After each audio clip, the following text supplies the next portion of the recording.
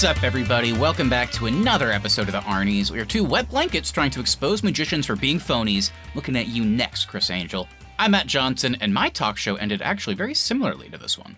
And I'm Austin Terry, and believe it or not, this very podcast is in a tied ratings race with Jimmy Kimmel. On today's show, we are back to talk about a new release. It's been a few weeks since we've done that, and it's been even longer, I feel like, since we talked about anything with a horror flair. And today we're doing both with the new sensation, Late Night with the Devil, which you can also now stream on Shudder, as I happily discovered today. Austin, you've been out and about traveling for 4 weeks, and it's good to have you back, and it seems only fitting that we're talking about something spooky today, because I know how much you love it. Yeah, it's been almost a month off from the podcast, which is crazy, but it's good to be back, and, I got to come back with a bang and bring a scary movie with me. That's true. I thought you might do that, and you certainly didn't disappoint. Some listeners might just be scared that I'm back, so maybe they got used to you and Keith. Well, I think it might be the opposite. I think we may have spooked some viewers with a 4-week period where we just went balls to the wall. Like, hey, let's predict Fast and Furious 11. Let's talk about Cobra Kai for an hour. Let's see if we can compare M. Night Shyamalan's The Happening and We Bought a Zoo. We were on one. So I think maybe people might kind of get a good feeling. They're going to see the name of this episode. They're going to be like, oh, okay, we're back to a little bit of normalcy. So, we welcome your return along with the audience. Yeah, I remember standing on a train station in Tokyo and sending you guys a text that said, man, you guys really went crazy with the topics the past few weeks. We did. We did not hold back. It was fun. But yeah, like we said, today, I think we'll just go ahead and get into it, Austin. Since you were the one that kind of was championing this movie, I had heard about it. I'm not even sure if I had seen a trailer. Maybe I saw like random clips or something. I don't know. I knew it existed. I knew people were kind of talking about it. But yeah, was there anything else that went into why you were interested in it? Had you heard more things? Like, were you anticipating it for a while? And then kind of once you get through that, I'm very curious to hear your non-spoiler thoughts on Late Night with the Devil. Yeah, the main thing for me with this one is I've kind of been chasing that Barbarian high for scary movies. And the way Barbarian came about when we covered it for the podcast was we just kept seeing it on social media and that hype was building. And it was the same thing for Late Night with the Devil. I kept seeing like creators I follow and just random people. Every now and then this movie would like pop up on social media and I'd be like, I got to check that out. And it was never playing in theaters because it was kind of a festival darling.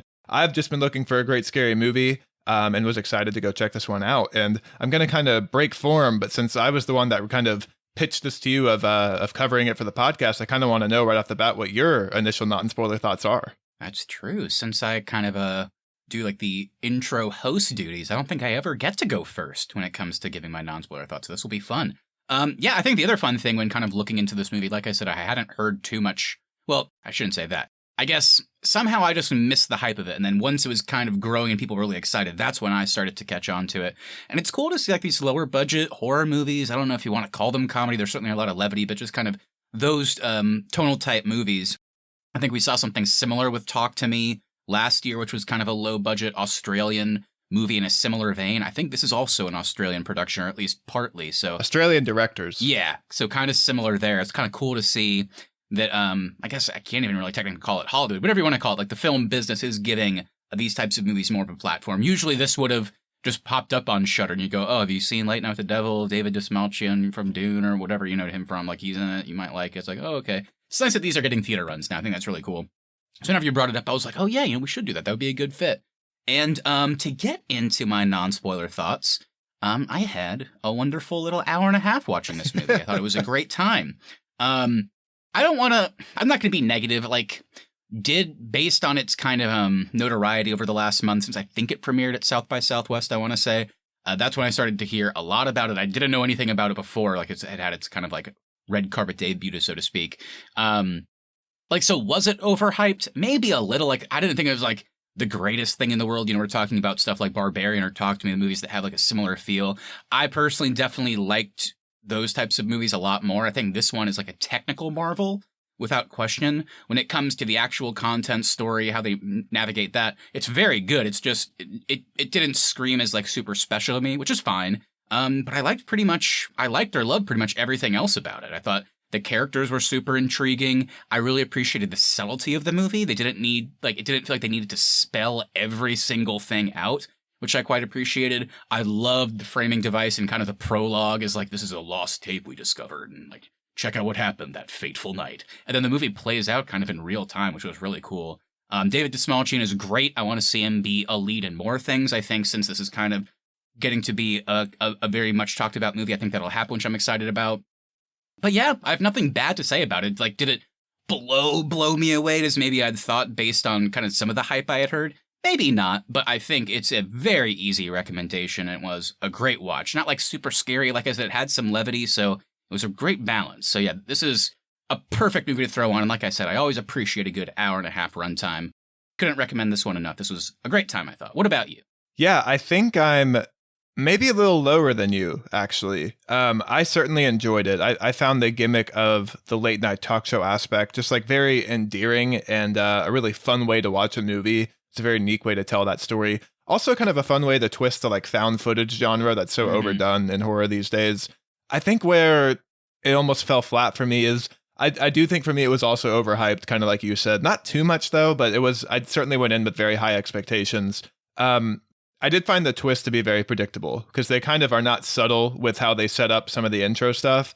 And then the way it ended just kind of left me feeling like, that was kind of a letdown. The journey to get to the ending I wholeheartedly enjoyed, but the ending really did not stick the landing for me. And then the other thing I'll call out is my wife actually made this comment and I wholeheartedly agree with it, but there were choices made with special effects and some other scary stuff that just when it plays out on screen made you think, oh, I'm watching a movie, and kind of took me out of enjoying the actual film. And I did find the environment very engaging. So when those things pop up with special effects, it kind of takes you out of it. I know why they made those choices, but I don't know if it was necessarily done effectively. So I think overall, definitely worth watching, especially if you're into scary movies. I think this is one of the more unique ones to come out in the past few years, but may not necessarily be living up to that festival hype. Yeah, I think I would ultimately agree with you there. The ending is interesting. We'll certainly get to that in the spoiler section. I guess it maybe stuck the landing for me more, but I will say it was certainly predictable. Kind of like some of the smaller, like reveals or revelations along the way I thought I appreciated more. And like I said, a lot of them came with a degree of subtlety where it's not like 100% confirmed. It's just like characters are having conversations and they know more than we, the audience, do. So some of those moments I liked a lot more than the ending itself, but yeah, still, I think a worthwhile movie to watch. But yeah, anything else we should get off our chest before going into spoilers? I think you mentioned the levity. I want to call that out too. There are some very funny moments, particularly the way they use the band in that traditional like late night manner where they're just kind of playing off each other. Those moments were all great. I think there's a lot of really standout moments in the film. I just think when you look at the body of work, it ended up being a little disappointing. Yeah, and I can understand that. It's super hard when there's so much hype behind something. So yeah, I think it's okay to feel a little bit disappointed, but I think we need to talk about why we may feel a little bit disappointed in certain elements, whether it's the ending or otherwise, and we can't do that, unfortunately, without getting into spoilers. So, if you have not seen Late Night with the Devil, again, I think it's still showing in theaters here and there, but as of yesterday, at least at the time of this recording, I do believe it is now fully, you can access it on Shudder, very easy to set up and watch that. But yeah, I don't want to end on a sour note there. It sounds like we both would still recommend people check this one out. I think you'll get a lot out of it, but there are some nitpicks here and there that we'll get into. But it's certainly not any scarier than the new Zack Snyder Rebel Moon movie. So if you want to be scared, maybe go watch that. Maybe go watch that. Yeah, we may have to talk about that next week. We'll see. But yeah, so everybody go check it out and then come on back to listen to the rest of our episode, because from here on out, it is all spoilers.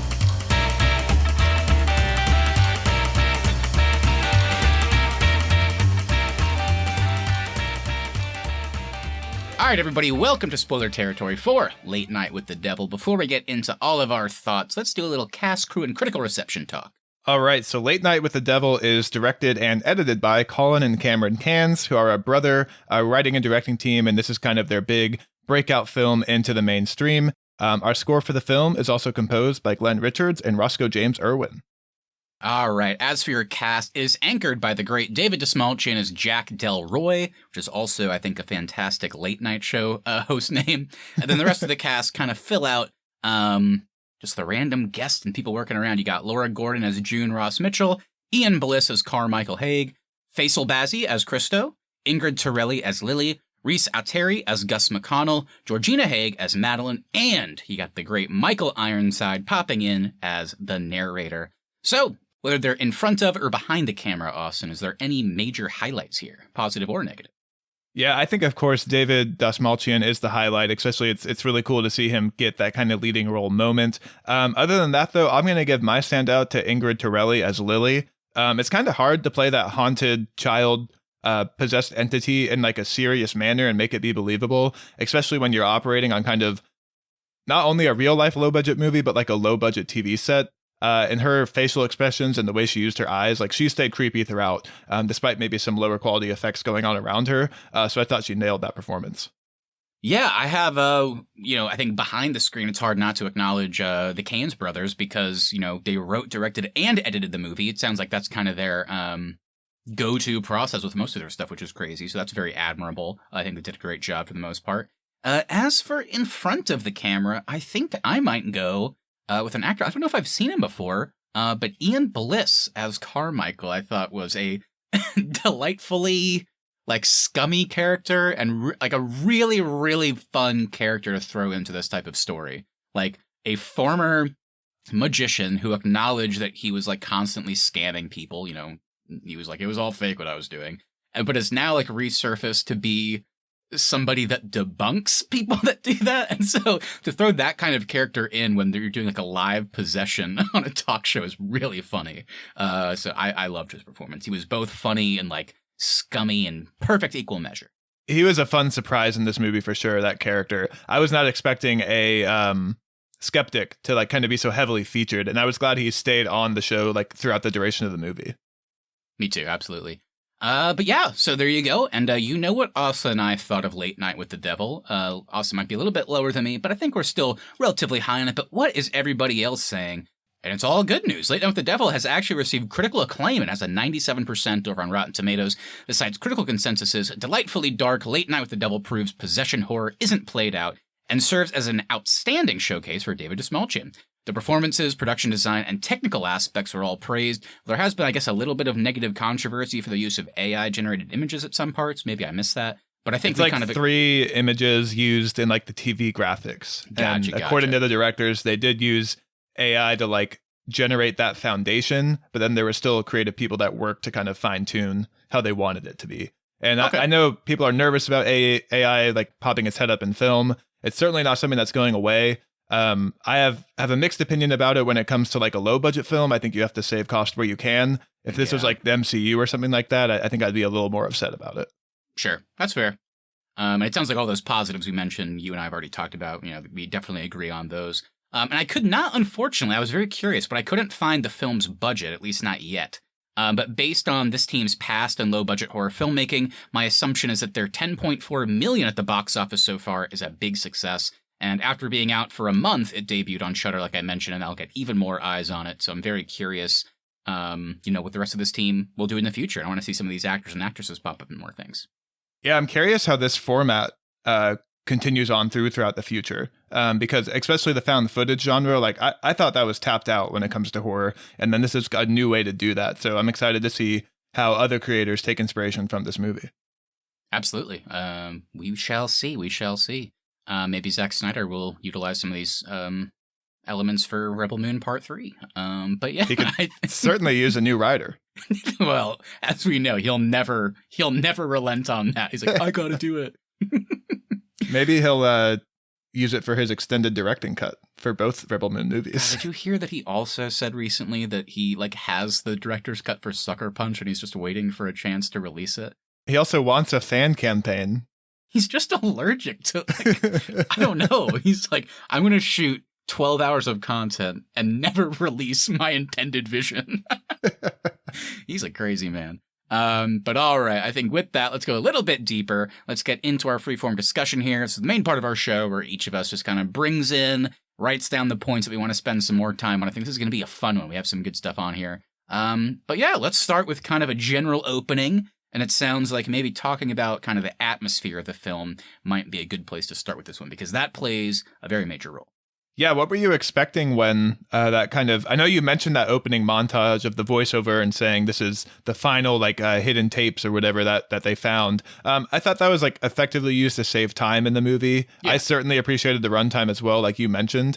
I thought when this opened up, I thought it was going to be a series of different broadcasts. I didn't realize it was going to be one continuous broadcast night. So that definitely surprised me.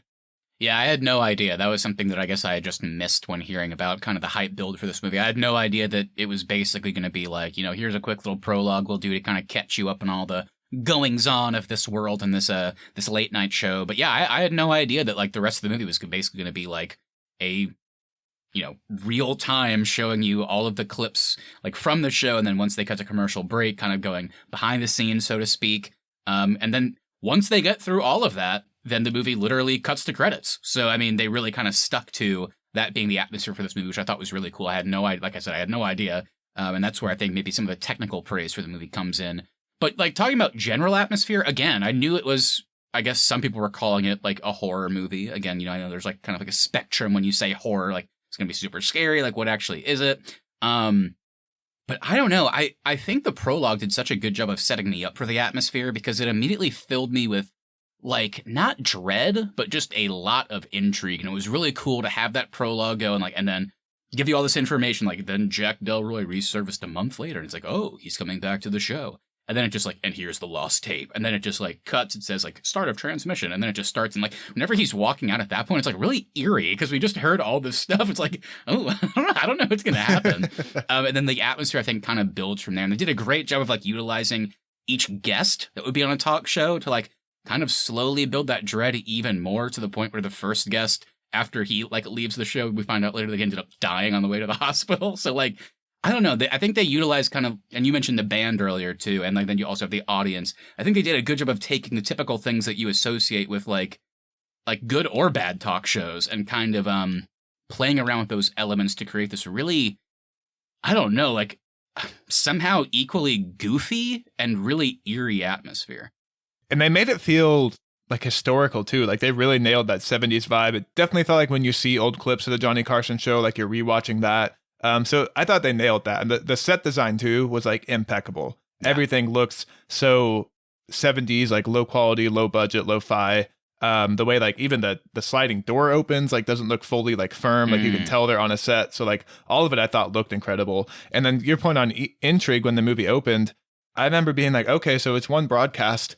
How are they going to turn this into a possession story? Like that was the main thing where I was like, I don't know how they're going to pull this off, but I was definitely along for the ride for sure. Yeah, and I guess that ties a little bit into the predictability nature of the story, but and we'll get to that later, but I still thought it was really cool to have like this idea of like, his beloved wife, the entire world knew that they were the happiest couple and they loved each other dearly. She gets sick out of nowhere, and then she dies and then he disappears for a month. And they'd already mentioned the real life connection to the Grove, obviously, which anybody out there, I'd recommend do a little Wikipedia deep dive on the Grove. I think you'll some weird shit. So, but tying that in, so then I was like, so I was asking the same thing. It's like, so this is a possession movie, right? Then it's like, and then, Jack was known for his controversial association with the Grove, and then he comes back a month later. I'm like, oh no, like what happened in that month where now there's going to be possession elements?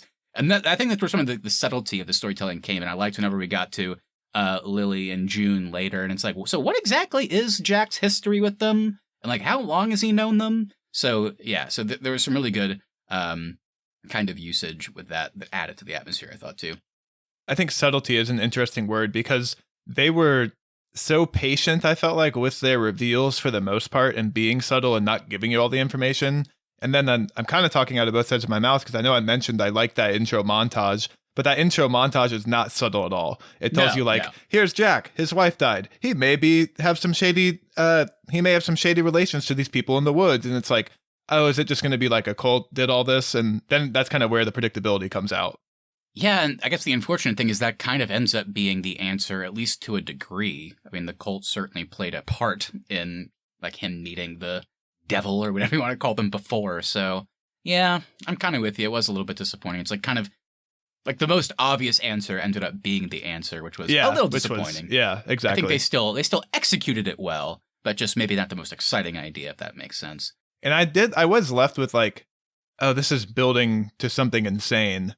And then it kind of like it never kind of got to those levels for me.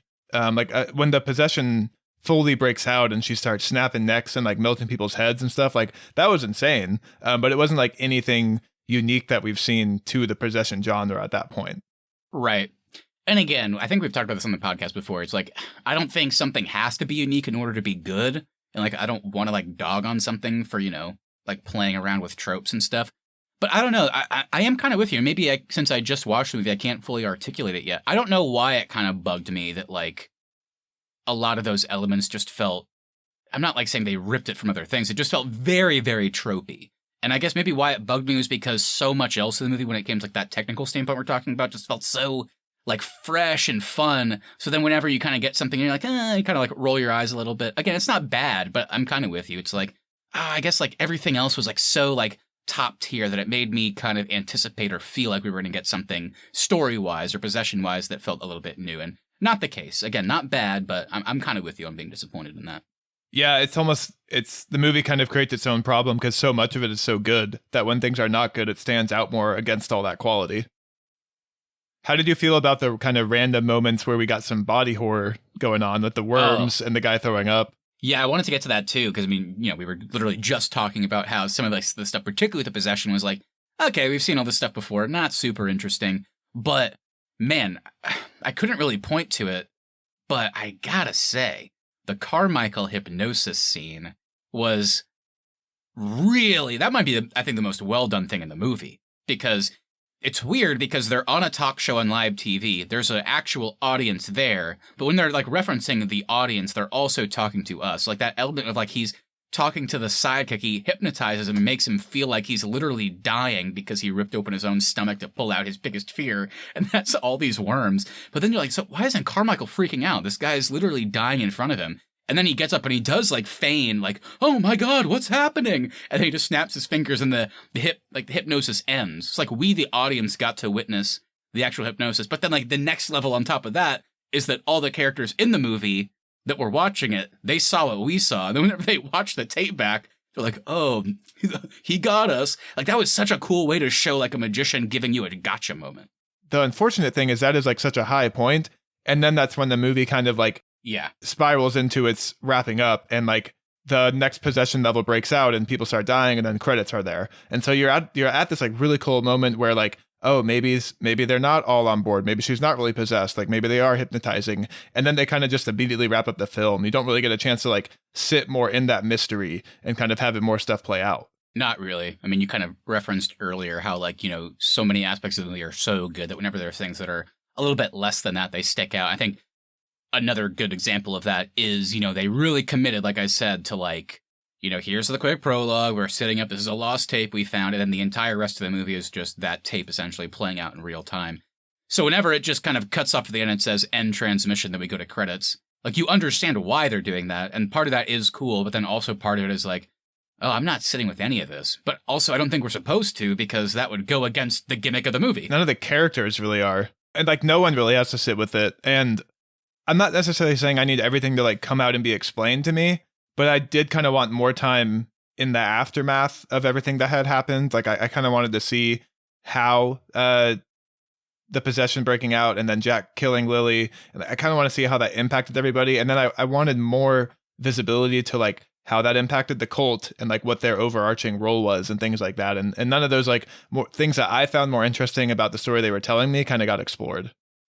Yeah, it's like weird to say, because obviously this is a demon that had, their hands in a lot of pots, because obviously we saw them on the talk show. Clearly there was a connection with the Grove and the cult that Jack was involved with, because he had met this demon before. He didn't realize it until the end of the movie, but he had met them before. So it's like what was the purpose of that? Was like the ultimate purpose to get on this live TV show? But then, to your point, I think something that kind of jumped out at me, and I think it probably also hurt it because it was one of the last shots of the movie, is you do wonder what the demon's goal ultimately was, because they get possessed again at the end. They put Jack through this like pretty harrowing, I thought, like nightmare sequence at the end that still utilized the set of the talk show, which I thought was really cool. And then whenever he has to like confront what he did, like kind of making a sacrifice to get success, and that sacrifice was potentially being okay with his wife getting sick and dying, and then like stabbing her, and then they reveal, oh, he's stabbing Lily, the demon, and you're like, so was that the demon's plan? Like, are they dead now? Is just Lily dead? Like, it just seemed a little easy. It's just like in his dream he stabbed something and it turns out that was the demon. Yeah. Like, was that the goal? Like, I don't know. Yeah, the demons' motivations are not explained very well, but like typically demons just want souls. Yeah. And so what I got from it and from some further reading too is Jack sacrificed his wife or made a deal with this demon in exchange for fame and becoming the #1 talk show host. And the way the demon kind of messed with him is like he got all that, but the way he's going to become the most famous talk show host in the world is after his entire set breaks out and he kills people and he'll never get to work on showbiz again. So the demon ended up getting both, I guess, Jack's soul and his wife's soul that he sacrificed. Right. So do you think he's potentially possessed at the end there? I think so. That's how I took it. Okay, that makes sense. I always like that in movies whenever they play with like the whole dark side of like the genie 3 wishes thing. It's like, yeah, I'll give you what you want, but it won't be how you expect. I'm going to kill your wife in the process, and I'm going to make you basically have all these guests on your show die, and then you will be #1. So there you go.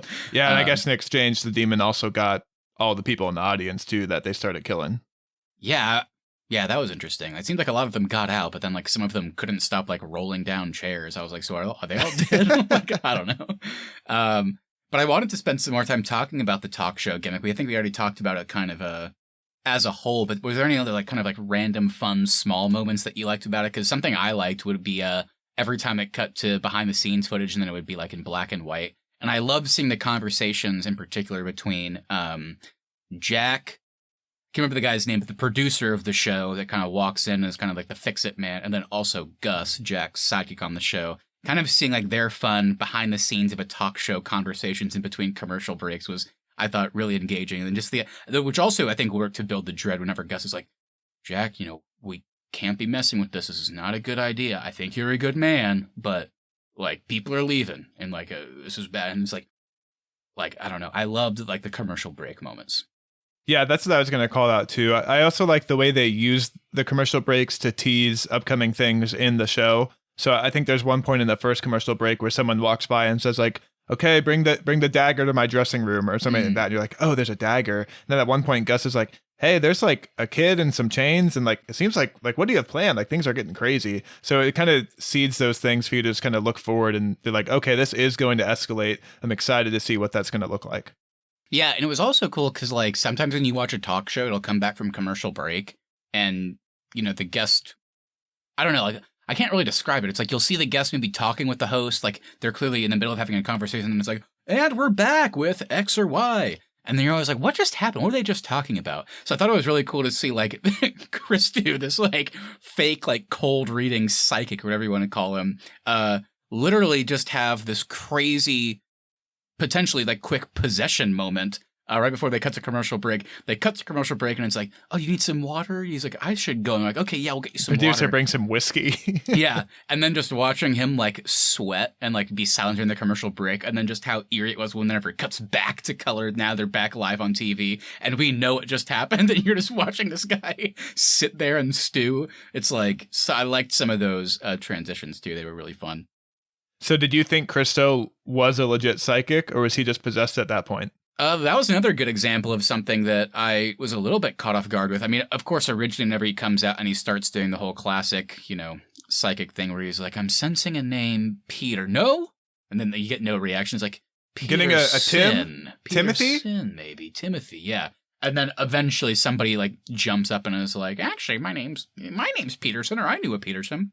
So, yeah, whenever you see stuff like that, you're like, okay, they're doing the traditional psychic thing. And then they even said later on a different commercial break that the guy he was talking to, the Peterson guy, was a plant in the audience, which then makes sense why, like, every single joke he said was, like, going over super well, because he's probably just, like, an actual comedian or something.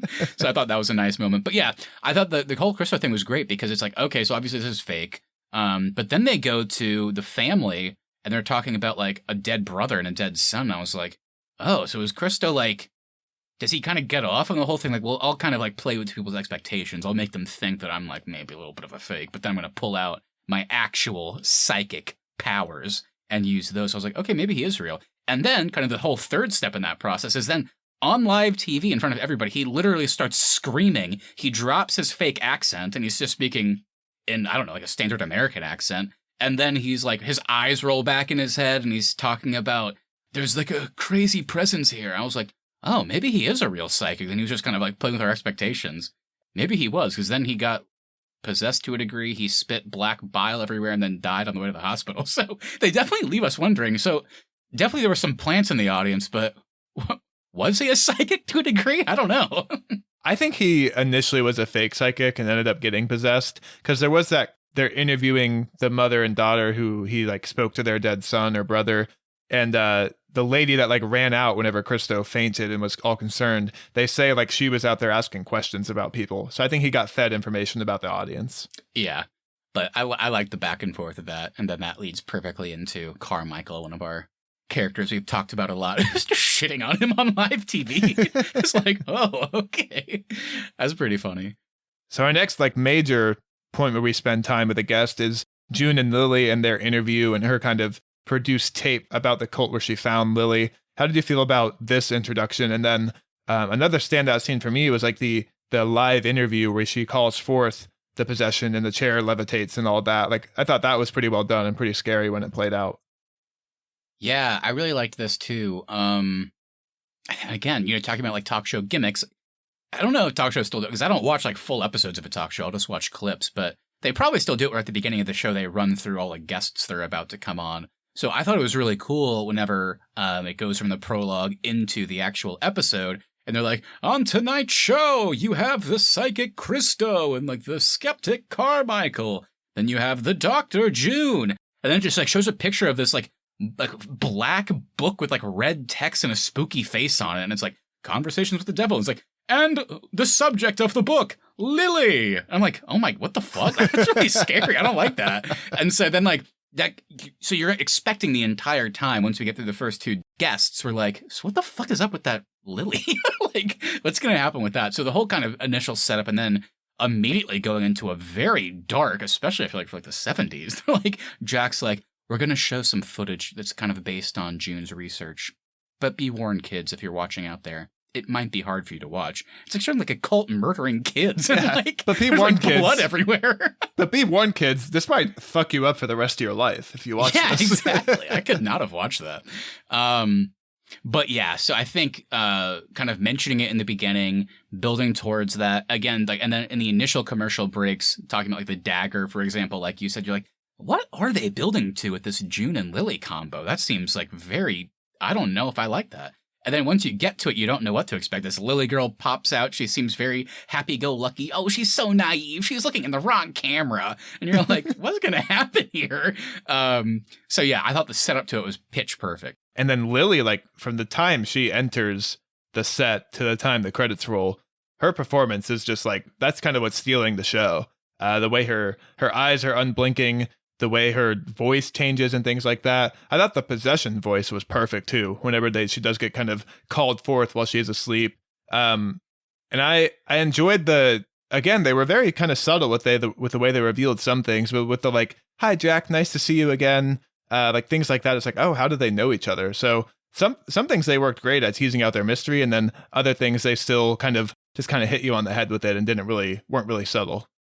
Yeah, and like at moments, like her voice changes and it sounds like his wife, and you're like, what the fuck? Like she's not even possessed right now. At least you don't think so. So you're like, how do they know each other?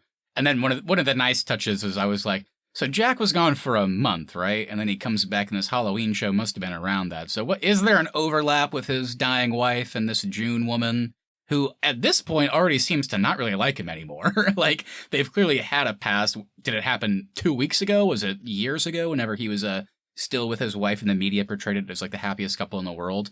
But like, yeah, she already seems to not like him, and you have to wonder, and it seems it's because like he pushes the Lily angle so hard, and clearly they invited them on the show to maybe do some demonstration, and she's like, I don't know if we should do that, and he's pushing it, and she, yeah, like I said, she already seems like she's kind of over him and just like annoyed by him. So yeah, it was like, those were aspects of the relationship that I like really liked kind of thinking about just through the dialogue that they had.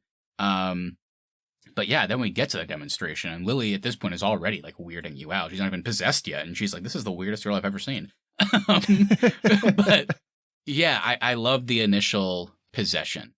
Like it was very kind of run of the mill, kind of standard, what we expect. But again, I think it like it was added to because we got this like psychic in the first guest like section where it's like, okay, he's probably a fake, but then you have moments where you're like, oh, maybe he's real. And what's going on there? And then you have Carmichael, who's just like spending his entire like segment talking shit about everybody. And then you have this like very kind of standard possession, but then like the fucking chair starts levitating, and then even me, the audience, is like, well, I guess this is real. I guess we're dealing with like a real possession, not a fake one for TV. So it was just a roller coaster, yeah.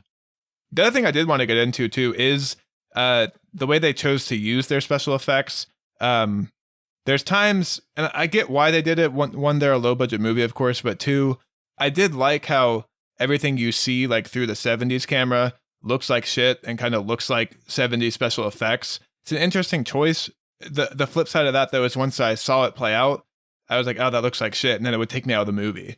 And then there were moments like at the end, it would cut to a widescreen whenever Jack is going back through his possession and no longer seeing things through the 70s camera.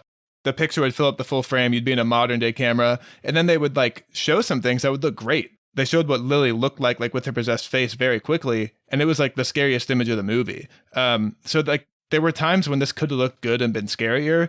And then they, of course, committed to their 70s gimmick and made the effects not look great. Yeah, I'm sure if you overthink it, then you can start to come up with reasons why. Maybe because like that ending, that nightmare sequence is the one part of the movie where I think we're supposed to be. It's not supposed to be like footage of the actual talk show. It's not supposed to be behind the scenes footage where like a camera guy is running around for some reason. Because that's another thing you could kind of nitpick. It's like, so in the commercial breaks, why is there a camera close up at Jack's face and all these conversations? So I get what you mean, but then like also like maybe in the nightmare sequence it's supposed to be the one part of the movie where we're in his head, so it's supposed to look normal. But something I would say also kind of negatively, and not a major negative, again, more of a nitpick because I did really like the movie, but when you're talking about kind of like the 70s footage of like the actual talk show, like whenever it would it looks grainy on purpose. That's how it looked back then. It was a little disappointing for me. It kind of felt like how people complain about jump scares where they're like, oh, it's kind of manufactured because something jumps into the camera, they play a loud noise, and that's actually what's scaring you. It's probably the noise. It's not what's actually happening. So like at the very beginning of the movie, whenever like the film, I don't even know what you call it, but whenever it would break and there'd be like a little bit of static, that was kind of creepy. I was like, ooh, I don't know if I like that. But then by the end of the movie, we kind of got conditioned to like, well, once, the static happens and it gets a little like extra grainy, that's because something scary is supposed to be happening on screen. So then I didn't really care anymore.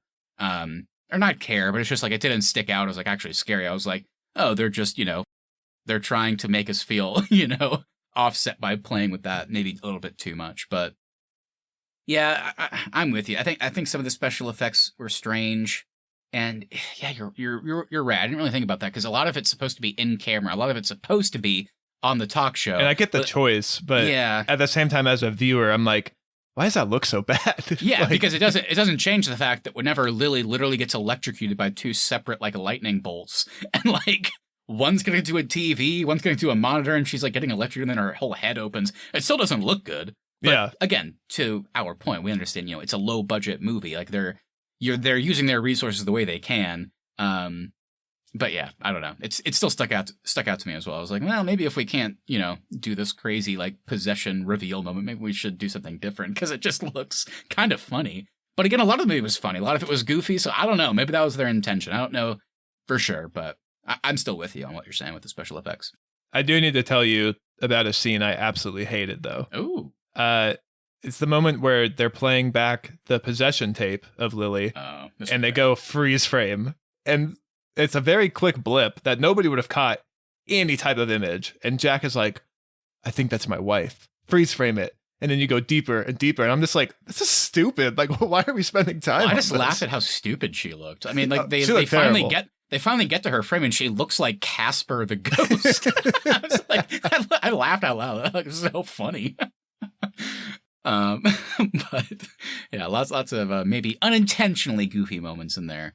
But yeah, I think this is the kind of the perfect segue here. We don't usually, whenever we talk about a movie, we don't usually go in kind of order by this, which has kind of been a little bit different. But this is the perfect segue to get into that nightmare sequence. I know we already talked about it. Let's get a little bit more into that and then the kind of immediate ending that happens right after.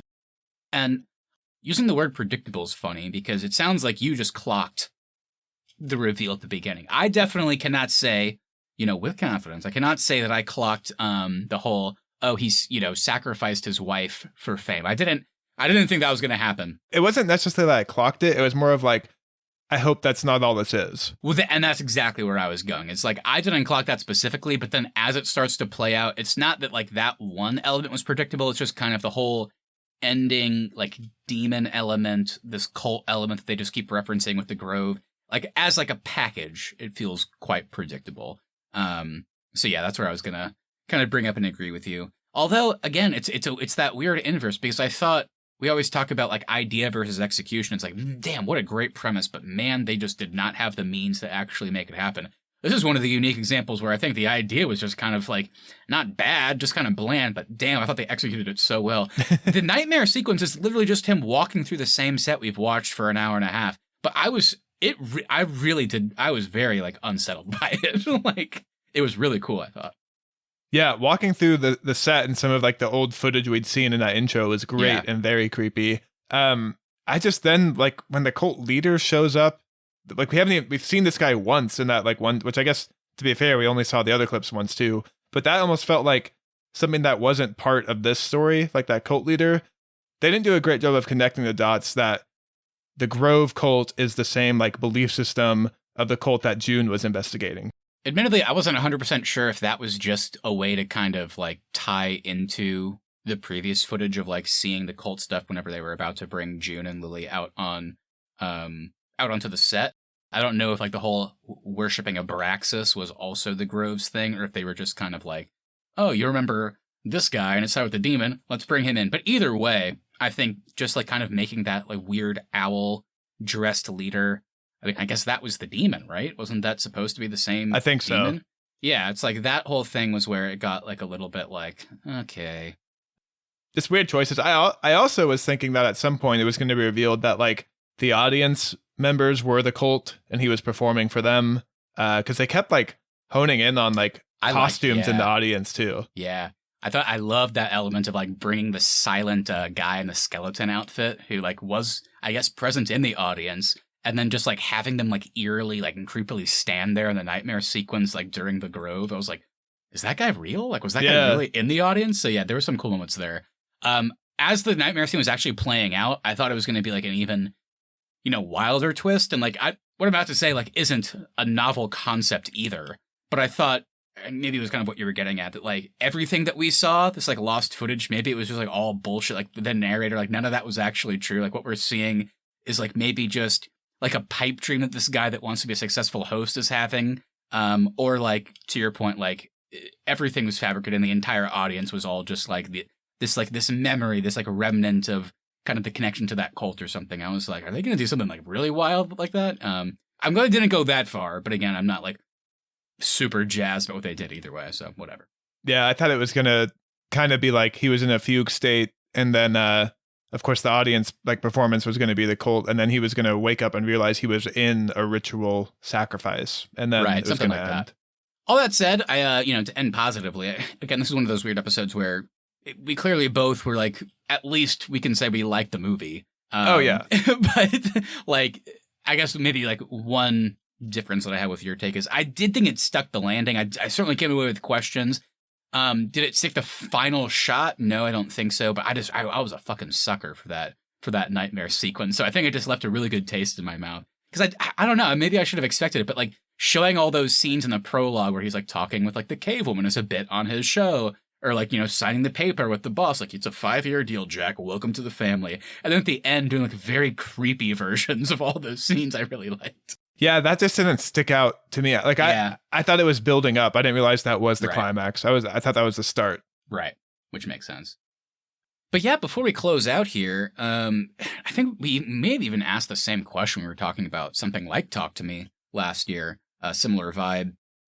I don't know, now that this Brothers team, who've been active for a long time making movies, and like we said, it seems like this one is the one that's getting a lot of notoriety. It got a theatrical run. Shudder picked it up immediately. I think this is not the last we're going to see from this team. I'm not talking like an IP specifically, but after watching this movie with like faults and all, is there something or like a type of story you'd like to see this duo take on next? Yeah, I think it'd be interesting to see them take on like a traditional documentary style of media and turn that into maybe not even a scary movie, but just turn it into a movie and see what that would look like. It may be too found footagey again. But I do like this idea of like taking standard formats that we're used to, like a talk show or even something like a Saturday Night Live, and then turning it into a movie and having that be the gimmick. I kind of want to see more of that from this team.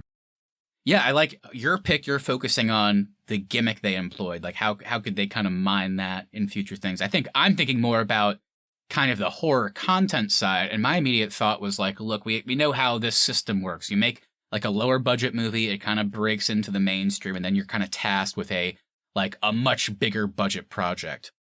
And I know they've tried a million times, but I think it might stick this time. I know Lee Winnell, who did Upgrade and The Invisible Woman, is doing The Wolfman. I think that's coming out this Halloween, maybe. So I think they're trying to play around with that whole dark universe again. So I think what I'm getting, I'd like it's to see gonna this work team, this time. Yeah, we'll see. They hope. I'd like to see this team take on, doesn't have to be the dark universe, but like maybe like a traditional monster movie type deal. If this one's like kind of possession, kind of packaged in this like weird, fun, goofy found footage documentary style thing, like a period piece also. I wonder what they could do with a monster movie. Maybe it'll even be like a slasher or something like that. I mean, they could do The Invisible Man and just do another really low budget movie and not even employ an actor. It can all be AI. Wow. All be AI. People will love that. Well, so before we go down the dark universe well here, because I know we could, by God we could. Tom Cruise's The Mummy, anybody? Let's do some Arnie's Podcast Awards, the part of our show where we take something positive, negative, or something in between from the thing that we're talking about, in this case, of course, Late Night with the Devil, and we give it an award. Where do we start today? What deserves some praise?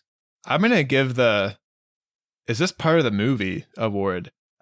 This movie had the most like production company label intros that I've ever seen. There were so many. I'm so glad you called that out. It was like 15. It was insane. I was like, is this part of the film? Yeah, this movie's an hour and a half long, and the first 10 minutes are just all the studio names and like the producers listed. They really had to bid this one out to get distribution. And as someone that the last 4 years has been slowly working his way through Nicolas Cage's filmography, this is the most I've ever seen. And a lot of his 2011 to like 2018 straight to video movies, man, you'll be sitting there for a couple minutes watching those, but this was unbelievable. Did you get the trailer for the new Nick Cage horror movie? Well, no, because again, I watched this on Shudder. Oh, you streamed it. Yeah, but I have seen the trailer. Dude, that looks good. I actually want to see that. We may have to do that. It looks good. I'm excited. You know, mine is maybe not super exciting, but I don't know. I gotta give like an award to the guy that I feel the most bad for, and that's Gus. You know, just the sidekick of the show. And I think a lot of the talk shows, even the ones that are still on today, sometimes I feel bad for kind of the sidekicks. I feel like they deserve more like praise for all the stuff that they do. And this Gus guy seems like a really good guy. He had job security, and then he lost it because his friend and host like went into a deep depression after a loss, and then comes back. He's like, oh, I guess we're back. But then the reviews and the views start to go down, and he's like, I guess I'll stay on board with my friend. And then he like brings a live possession as an idea to the show, and then he ends up getting his entire head turned around.